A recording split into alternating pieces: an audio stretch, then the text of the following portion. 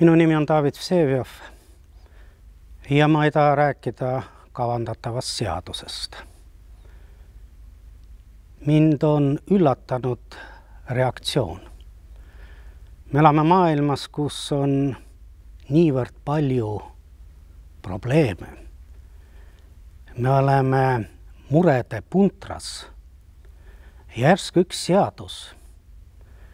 seadus, mis on minu vaatevinklist väga paljus teiste inimeste seadus, on tekitanud niivõrd palju vastuseisu ja see on mulle täiesti arusaamatu.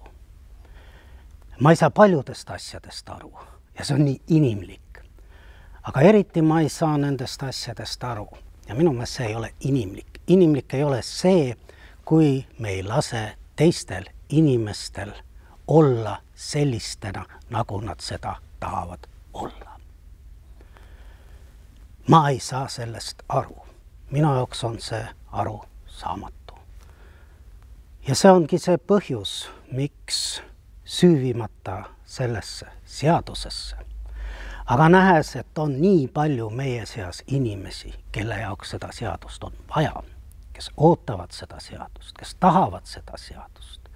Miks ma siis ei peaks laskma neil seda seadust saada? Ja see on põhimõte, millest ma olen püüdnud elus lähtuda. Lasta teistel inimestel, kui nad ei tee liiga ülejäänutele, olla sellised, nagu nad tahavad olla. See olekski minu sõnum.